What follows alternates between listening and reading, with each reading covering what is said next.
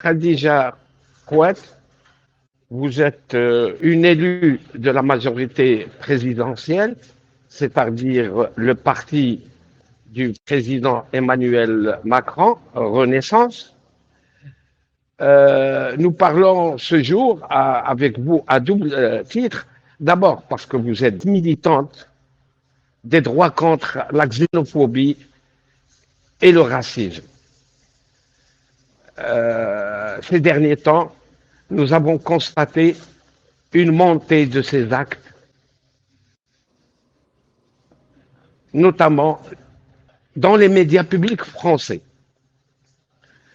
Le dernier acte, c'est celui de l'international marocain Achraf Hakimi, qui a été comparé à un chien. Quel sentiment vous avez au sujet de ces actes antidémocratiques? Alors, tout d'abord, merci pour l'invitation. Et donc oui, effectivement, je suis élue d'opposition dans la ville d'Ivry-sur-Seine et j'étais candidate à la députation donc sur la 9e circonscription des Français de l'étranger. Pour répondre en fait à votre question et puis vous dire exactement mon sentiment, mon sentiment, c'est que oui, c'est vraiment catastrophique ce qui se passe. On sait que tout le temps, en période de crise économique, etc., nous avons une montée en fait donc des extrêmes, du racisme et les propos qui ont été tenus, bien évidemment, sont condamnables et ne sont pas cautionnables. C'est pour ça que nous dénonçons en fait avec force, bien sûr, tous ces actes haineux et ces propos haineux. Je vous rejoins complètement. En fait, ça n'a pas lieu d'être. Et il en va de notre responsabilité, et notamment d'élus, de porter haut et fort justement cette lutte contre les discriminations et contre tous les propos qui peuvent être à caractère racial ou encore raciste. Très bien, vous dirigez en même temps une association. On voudrait connaître un peu les objectifs. Alors, le Haut Commissariat des diasporas africaines de France est né justement suite à la campagne que j'ai menée sur la 9e circonscription des Français de l'étranger, c'est-à-dire sur les 16 pays qui composent le Maghreb et l'Afrique de l'Ouest. Un constat en fait qui justement est le résultat de tous les échanges que j'ai eus avec les Français donc qui vivent sur le continent africain, mais aussi les binationaux qui sont donc de nationalité française, mais aussi du pays dans lequel ils résidaient donc en Afrique. Il y a eu en fait finalement ce cri, cette alerte en fait en disant eh bien voilà, nous sommes partis de la France pour voir en fait justement si on pouvait faire notre vie ailleurs parce que la France raciste, la France ne laisse plus de place en fait finalement à ses citoyens qui sont autant français que les Français de souche.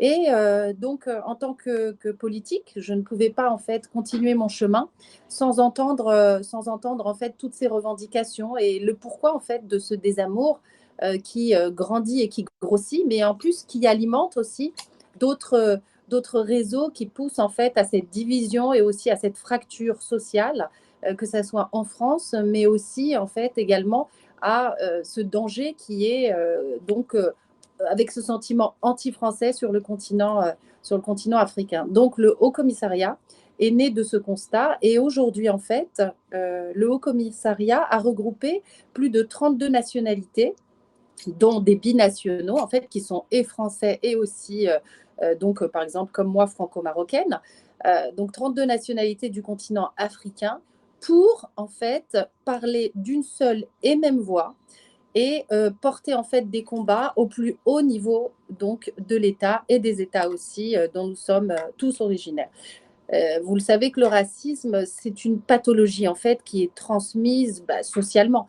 Alors donc, il y a des moyens et des leviers sur lesquels nous pouvons actionner. Nous pouvons en fait justement accélérer peut-être aussi les choses, mais c'est en parlant d'une seule et même voix que nous arriverons finalement à porter apporter en fait donc tous ces combats pour faire que le vivre ensemble, eh bien, ça ne soit pas juste une phrase qui sonne creux et puis quelque chose finalement qui aujourd'hui, on s'en rend compte, hein, n'a pas de sens réel. Voilà le combat aujourd'hui qui est porté par le Haut-Commissariat, et un des premiers chantiers sur lequel nous actionnons, c'est le droit de vote des étrangers lors des élections municipales. Alors, Très bien. Parce Alors, que... très bien. Devant ces actes condamnables, est-ce que vous avez des actions précises, des démarches à entreprendre, par exemple, auprès du parti de la majorité ou de la société civile et même des médias publics qui osent entreprendre des actions de vulgarisation de la xénophobie? C'est vrai que il faut se dire que les stéréotypes ne sont pas inoffensifs. Et laisser en fait cette banalisation s'installer, c'est vraiment creuser encore plus l'écart qu'il y a entre les citoyens, bien sûr, et puis au-delà de tout ça, ça alimente encore plus en fait ce sentiment qu'on a envers l'autre, et encore plus, comme je vous l'ai dit, en période de crise, c'est la faute de l'autre. Si ça va mal, c'est la faute de l'autre. S'il n'y a pas d'emploi, c'est la faute de l'autre, etc., etc.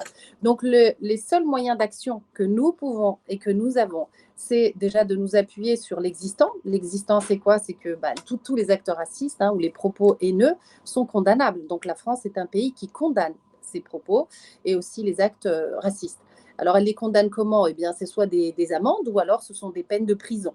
Mais ce qu'il faut faire, c'est que pour que ça soit appliqué, bien sûr, il faut dénoncer. Donc, et pour dénoncer, il faut identifier. La force du Haut-Commissariat des diasporas africaines de France, c'est d'être en fait sur toutes les régions de France. C'est notre force. Mais au-delà de tout ça, c'est que toutes les associations partenaires et affiliées au Haut-Commissariat nous remontent en fait tous ces actes et tous ces propos haineux, bien sûr, afin que nous puissions, avec la commission que nous avons en interne, parce que nous avons une commission juridique qui est entièrement en fait destinée à défendre et à porter aussi la voix de tous ceux qui sont victimes de discrimination auprès des tribunaux en France et bien au-delà s'il le faut, donc au niveau européen. Nous travaillons également avec tous les députés que nous interpellons, bien sûr, pour qu'ils puissent faire leur job, faire aussi ce pourquoi ils ont été élus, donc, et puis faire des groupements, bien sûr, pour faire pression. Et moi, je dis toujours que si on reste sans rien dire, on laisse les choses, en fait, bon, ben voilà, c'est normal, alors on continue comme ça. Sauf qu'aujourd'hui, le contexte actuel ne permet pas de laisser passer les choses. Alors, il faut taper, il faut punir et il faut montrer qu'on a puni. Ça, c'est très important. Montrer qu'on a puni, ça veut dire que vous n'allez pas laisser de place, en fait, à tous ceux qui viendront par la suite et qui voudront, en fait, faire la même chose, quand bien même ils pensent ou bien qu'ils soient racistes. Vous voyez ? Donc ça, c'est un des premiers leviers sur lesquels nous actionnons.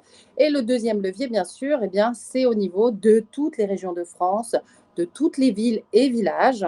Donc c'est en cours, hein, avec les maires qui ont un rôle à jouer essentiel par l'éducation de la population, il faut le dire, l'éducation des enfants aussi, par des ateliers culturels, par les échanges. Découvrir qui est l'autre, c'est déjà faire un très grand pas. Donc, concernant notamment le rejet, parce qu'on rejette souvent l'autre parce qu'on ne le connaît pas. Alors, tout ce qu'on sait sur lui, c'est ce que les médias vont véhiculer ou alors ce qu'on a entendu. Et effectivement, c'est un des mots de la société.